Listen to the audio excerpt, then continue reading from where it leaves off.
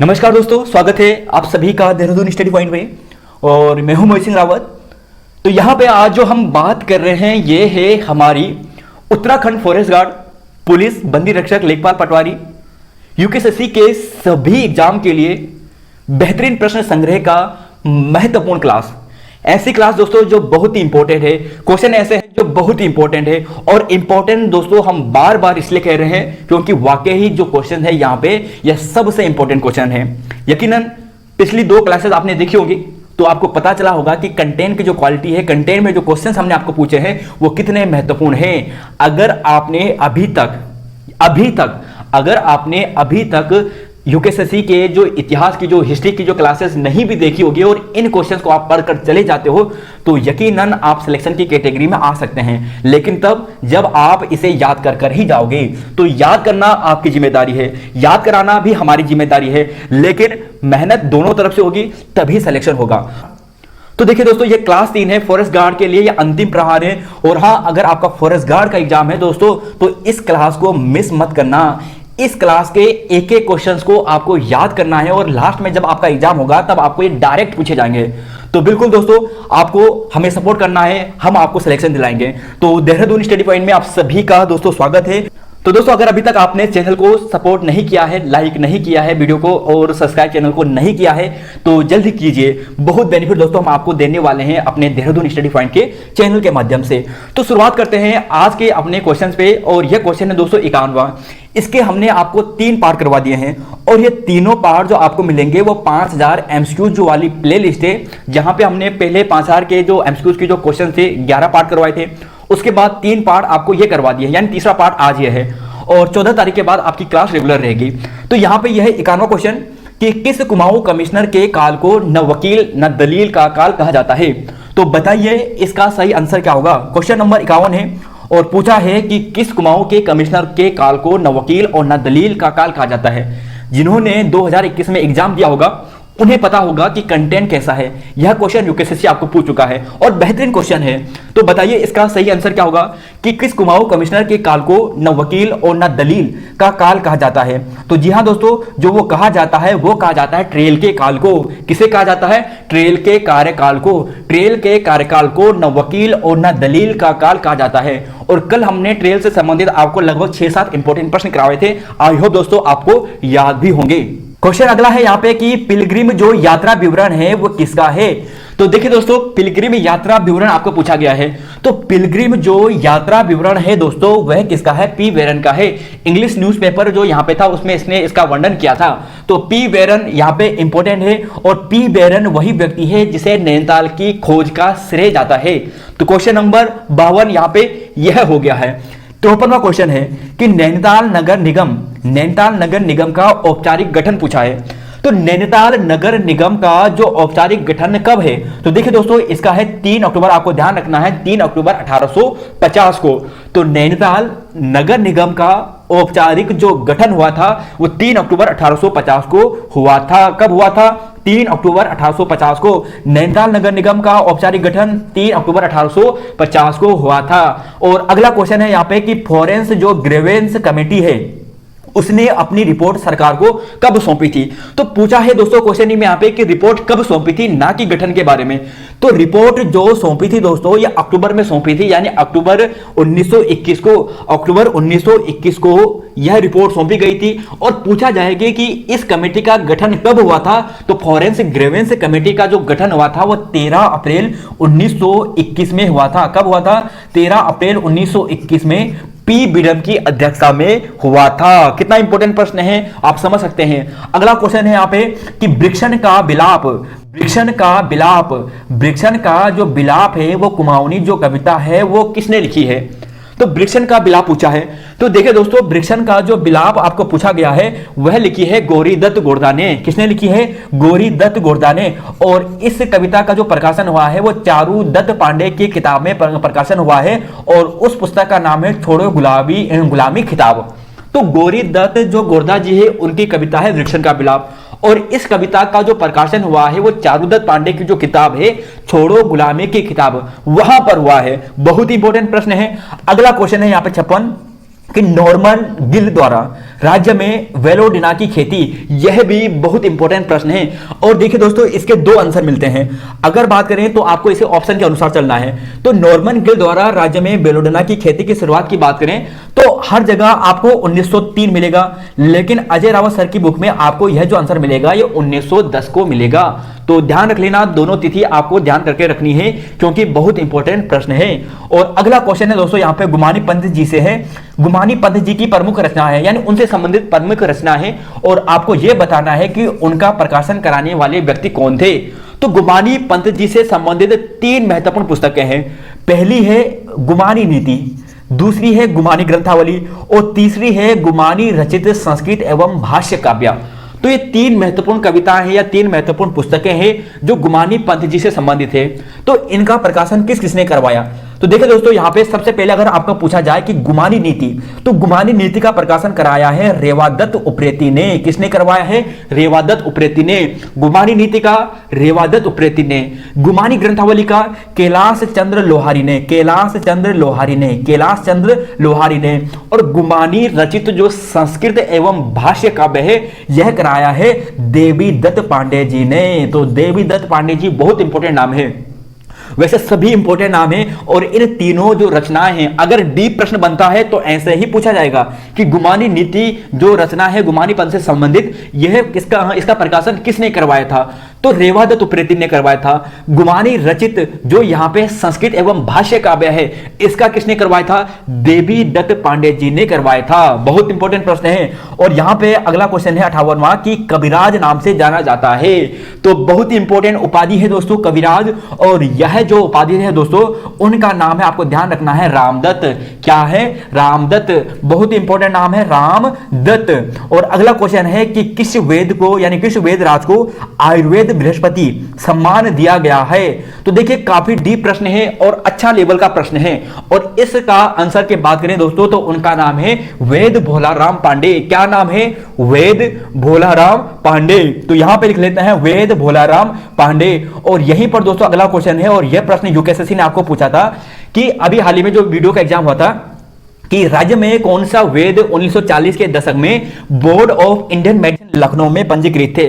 Same ऐसा ही प्रश्न पूछा था और यह प्रश्न डॉक्टर अजय रावत सर की बुक से आपको पूछा गया था। तो इसका राइट आंसर क्या है दोस्तों? इसका आंसर है मोतीराम सनवाल जी। कौन है? मोतीराम सनवाल जी। इनका जन्म 1901 में अल्मोड़ा में हुआ था और यह जो काम करते थे जगदीश फार्मेसी के नाम पर इनकी एक वेधशाला थी, उस पर यह काम करते थे। तो बहुत इंपॉर्टेंट है और 10 महत्वपूर्ण प्रश्न आपने यहां पे देख लिए हैं। वैसे तो यहां पे 10 क्वेश्चन है, लेकिन दोस्तों ये कम से कम 15-16 के आसपास क्वेश्चन है और आपको याद करना है।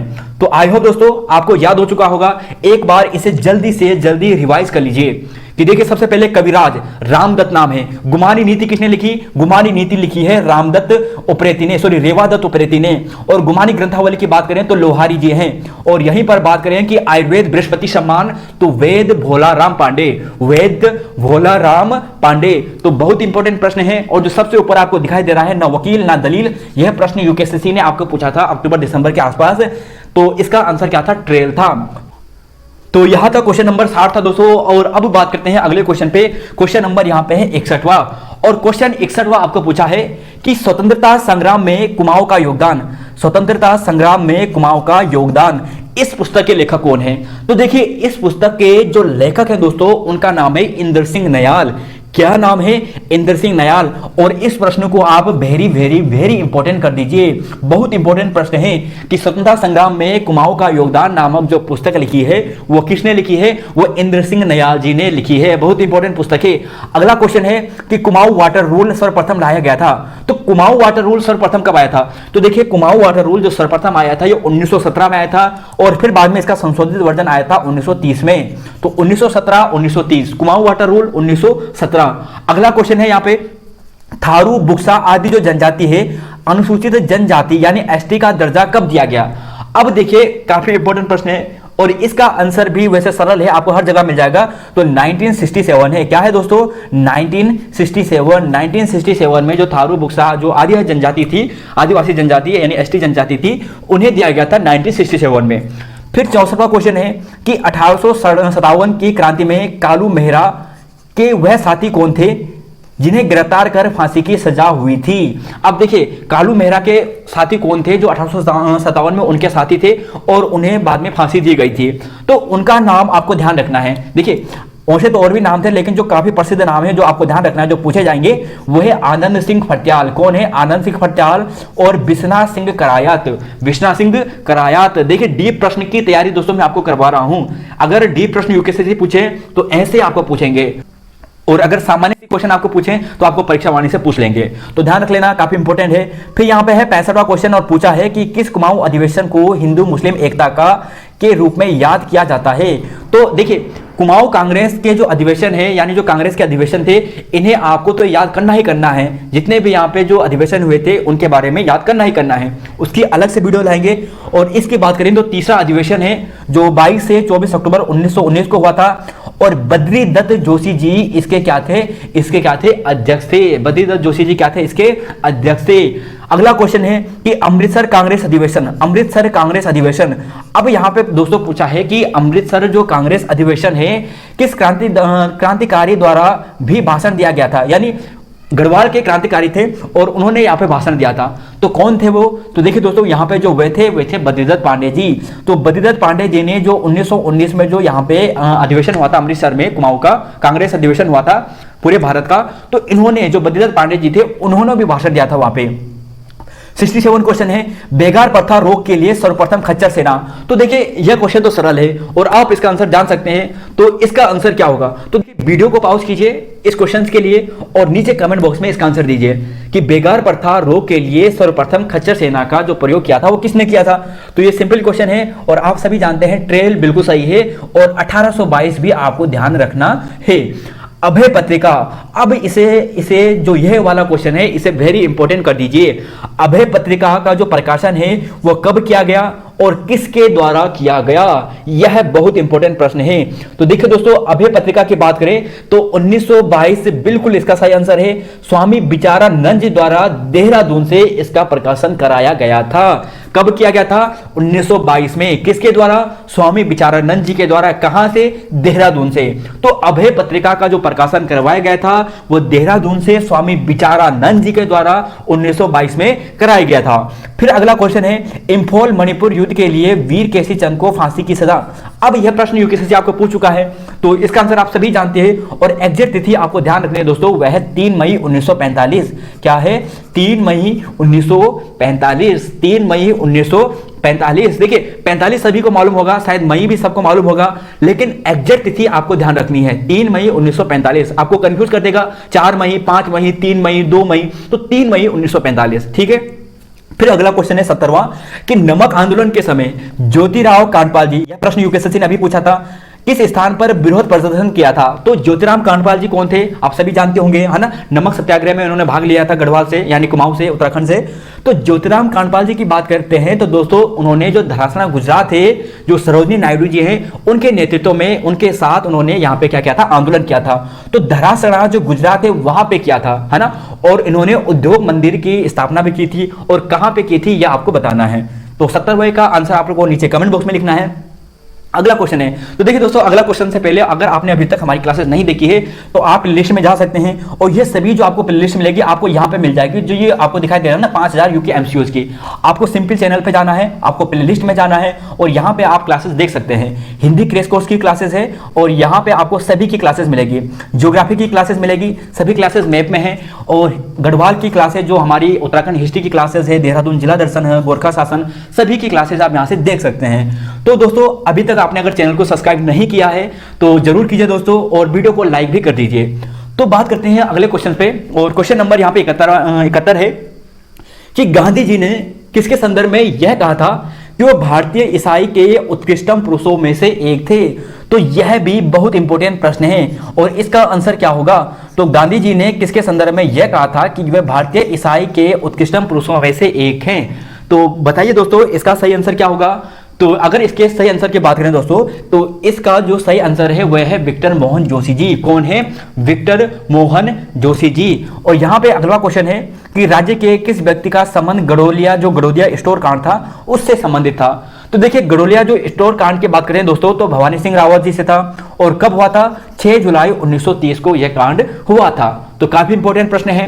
ऊटी बैंक कांड, यानी अब देखिए एक हो गया गडोलिया जो स्टोर कांड हो गया, एक है ऊटी बैंक डकैती कांड। और इसकी बात करें दोस्तों तो यह आपको ध्यान रखना है, बच्चू लाल जी थे और जिन्हें हम गढ़वाली उपनाम से भी जानते हैं, और 28 अप्रैल 1933 को यह कांड हुआ था। तो ऊटी बैंक डकैती कांड 28 अप्रैल 1933, 28 अप्रैल 1933। और यहां पे ध्यान रखना बच्चू लाल, तो ऊटी बैंक से कौन थे? बच्चू लाल। और गडोदिया जो स्टोर कांड है उससे कौन थे? भवानी सिंह रावत। और यहीं पर अगला क्वेश्चन है कि चनौदा आश्रम, तो चनौदा आश्रम की बात की गई है। तो देखिए चनौदा आश्रम की दोस्तों बात की गई है तो शांतिलाल त्रिवेदी जी हैं। 1937 में इसका क्या हुआ था, यानी इसकी स्थापना की गई थी, इस आश्रम की स्थापना। फिर है यहाँ पे गढ़वाल में एक गाड़ी, जो गढ़वाल में गाड़ी सड़क आंदोलन था, तो गाड़ी सड़क आंदोलन की बात की गई है। तो देखिए गाड़ी सड़क आंदोलन की बात की गई है दोस्तों, तो ये 1938-39 में चला था। अगला क्वेश्चन है पुरुषार्थ समाचार पत्र, और यहां पर यह समझिए कि एक मासिक पत्र था, और यह किस स्थान से प्रकाशित होता था आपको ये बताना है, जिसमें अल्मोड़ा अखबार के बंद होने पर लिखा था कि एक फायर के 3 शिकार, कुली, मुर्गे और अल्मोड़ा अखबार। तो सबसे पहले कि यह इंपॉर्टेंट लाइन किसने लिखी थी? पुरुषार्थ समाचार पत्र ने लिखी थी। यह कौन सा था? एक मासिक समाचार पत्र था। और यह इसका जो राइट आंसर है दोस्तों वह है, यह है 1918 से 23 में प्रकाशित होता था गिरिजादत्त नैथानी जी द्वारा, और सर्वप्रथम में बिजनौर से प्रकाशित होता था। तो काफी इंपॉर्टेंट है, पुरुषार्थ समाचार पत्र बिजनौर से प्रकाशित होता था 1918 से 23 तक गिरिजादत्त नैथानी जी द्वारा, है ना। फिर अगला क्वेश्चन है 77वां क्वेश्चन कि डिस्ट्रिक्ट गजट जिला समाचार पत्र का प्रकाशन अल्मोड़ा से किस वर्ष किया गया? तो अब है डिस्ट्रिक्ट गजट की बात की गई है, जिसे जिला समाचार पत्र की कहते थे, और इसका प्रकाशन अल्मोड़ा से किस वर्ष किया गया? तो देखिए दोस्तों वर्तमान मतलब जो उस समय इसका जो नाम चेंज हुआ वह है कुमाऊं कुमुद, और 1922 से 25 तक इसका प्रकाशन हुआ था। अगला क्वेश्चन है 78वां कि प्रथम बार सुमन दिवस कब मनाया गया था? तो प्रथम बार जो सुमन स्मृति दिवस था या सुमन दिवस था वो कब मनाया गया था? तो देखिए दोस्तों इसका राइट आंसर है 25 जुलाई 1946 को। तो 25 जुलाई 1946 को मनाया गया था, 25 जुलाई 1946 को मनाया गया था। अब है transport and supply cooperative association की स्थापना कब और किसके द्वारा की गई? ट्रांसपोर्ट एंड सप्लाई और कोऑपरेटिव एसोसिएशन। अब इसका आंसर आपको बताना है कि जो ट्रांसपोर्ट एंड सप्लाई कोऑपरेटिव जो एसोसिएशन है इसकी स्थापना कब और किसके द्वारा की गई? तो देखिए दोस्तों यह क्या है, तो इसके द्वारा की बात करें तो यह एक प्रकार की कुली एजेंसी थी, 1908 में की गई थी, और जो यहाँ पे जोड़ लिया जोध सिंह नेगी जी द्वारा इसकी स्थापना की गई थी। तो बहुत इंपॉर्टेंट है। और 80वां क्वेश्चन है कि व्यक्तिगत सत्याग्रह को प्रारंभ करने का श्रेय ब्रिटिश गढ़वाल में डाडा मंडी नामक स्थान पर कब हुई थी, यानी कब जाता है? तो देखिए अगर हम बात करें व्यक्तिगत सत्याग्रह की, तो डाडा मंडी पर जो व्यक्तिगत सत्याग्रह की बात कर रहे हैं तो ये 1940 आपको ध्यान रखना है। तो यहां तक दोस्तों ये हो गया। अगला क्वेश्चन है 81वां क्वेश्चन कि कुमाऊं व गढ़वाल में क्रमशः किस वर्ष वन विभाग की स्थापना की गई? कुमाऊं में भी और गढ़वाल में भी। तो देखिए इसका राइट आंसर क्या होगा? तो 81वां क्वेश्चन यानी यहां पर ये हो गया, और यहां पर थोड़ा मैं पेन चेंज कर लेता हूं। तो देखिए अगर इस क्वेश्चन की बात करें दोस्तों, यहाँ पे 81 की बात करें तो इसका आंसर आपको बताना है कि इसका सही आंसर क्या होगा। तो इसका जो राइट आंसर है दोस्तों वह है 1868 और 1869, यानी 1868 और 1869, 1868 और 1869। अब है यहाँ पे 82वां क्वेश्चन कि चौबटिया राष्ट्रीय उद्यान की स्थापना। बहुत इंपॉर्टेंट प्रश्न है और very very very very important प्रश्न है। तो पूछा है चौबटिया राष्ट्रीय उद्यान की स्थापना। तो देखिए इस राष्ट्रीय उद्यान की बात करें तो 1869 में इसकी स्थापना हुई थी। और यहां पर ऐसा पूछा जाए कि जो चौबटिया में जो किस वर्ष हिल फ्रूट रिसर्च स्टेशन, यह भी वेरी वेरी इंपॉर्टेंट प्रश्न है दोस्तों। सभी जो प्रश्न है इंपॉर्टेंट है। क्वेश्चन की क्वालिटी देखिए दोस्तों, ऐसे क्वेश्चन है जो आपको पूछे जाएंगे, डीप लेवल के प्रश्न होंगे तो ऐसा पूछा जाएगा। तो बताइए जरा कि चौबटिया में किस वर्ष हिल फ्रूट रिसर्च स्टेशन की स्थापना की गई थी? इसका आंसर दोस्तों आप कमेंट बॉक्स में दीजिए। इस 83 नंबर का क्वेश्चन नंबर 83 लिखिए, वीडियो को पॉज कीजिए और कमेंट बॉक्स में इसका आंसर लिखिए। तो चौबटिया में किस वर्ष हिल फ्रूट रिसर्च स्टेशन की स्थापना की गई? तो जी हाँ दोस्तों, इसकी जो स्थापना की गई थी 1932 में की गई थी। कब की गई थी? 1932 में की गई थी, 1932 में की गई थी। अगला क्वेश्चन है यहाँ पे 84वां क्वेश्चन है, और पूछा है कि टिहरी में किस वर्ष चाय की खेती की शुरुआत की गई? अब टिहरी की बात की गई है तो टिहरी में चाय की जो खेती की शुरुआत की गई थी दोस्तों 1935 में की गई थी, जबकि सबसे पहली जो चाय की खेती की शुरुआत की गई थी 1935 में ही असम में की गई थी। ठीक है, फिर यहाँ पे 85 की बात करते हैं कि राज्य में गोरक्षणी सभा की स्थापना कब और किसके द्वारा? तो राज्य में गोरक्षणी सभा, तो गोरक्षणी सभा की बात करें तो राज्य में किसके द्वारा की गई है? तो गोरक्षणी सभा की स्थापना की बात की गई है दोस्तों, तो इसका जो सही आंसर है वह है धनीराम वर्मा कोटद्वार से की गई है और 1907 में की गई है। तो यह भी बहुत इंपॉर्टेंट प्रश्न है।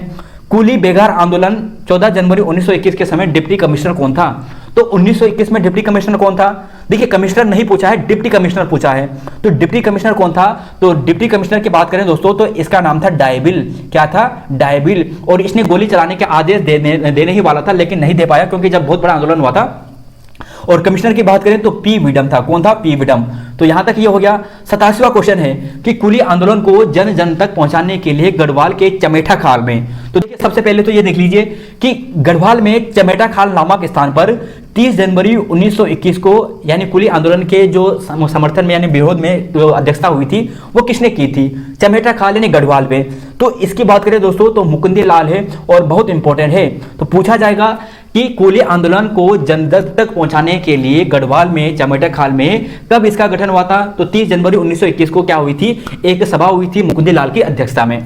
फिर 88वां क्वेश्चन है कि कुली बेगार के विरोध में पहली आम बड़ी जनसभा। अब यह भी वेरी वेरी इंपॉर्टेंट प्रश्न है। इसका सही आंसर क्या होगा? तो कुली बेगार के विरोध में 88वां क्वेश्चन है यानी 88 क्वेश्चन है। कुली बेगार आंदोलन के विरोध में पहली बड़ी जो आम जनसभा थी कुमाऊं के चामी गांव में हुई थी हरु मंदिर में। तो यहां पे उत्तरायणी मेले में इस प्रथा के विरोध किया जाएगा यानी यह निश्चित किया गया था। तो इस सभा की तिथि क्या थी? आपको बताना है कि यह सभा कब हुई थी? चामी गांव में। तो देखिए चामी गांव में जो सभा हुई थी ये हुई थी 1 जनवरी 1921 को। कब हुई थी? 1 जनवरी 1921 को। तो इसी सभा में जो यहाँ पे कुली बेगार ना देने का निर्णय लिया गया था। तो 88वां ये हो गया। 89 क्वेश्चन है। 89 क्वेश्चन है कि गांधी जी ने किसे लोकनायक कहकर संबोधित किया था? तो लोकनायक किसे कहा था? तो लोकनायक कहा था हरगोविंद पंत जी को। और कंकोड़ा खाल आंदोलन की बात करें दोस्तों तो इसके नेता कौन थे? अनुसुईया प्रसाद बहुगुणा जी थे। अनुसुईया प्रसाद बहुगुणा जी ही थे। तो क्वेश्चन नंबर 90 यह हो गया है। अगला क्वेश्चन है यहाँ पे 91 क्वेश्चन और इसका आंसर आप बताइए जरा पहले कि गढ़वाल का बारदोली गुजरू आंदोलन को कहा जाता है। ठीक है, यह आंदोलन कब और किसके नेतृत्व में हुआ था? गढ़वाल का बारदोली।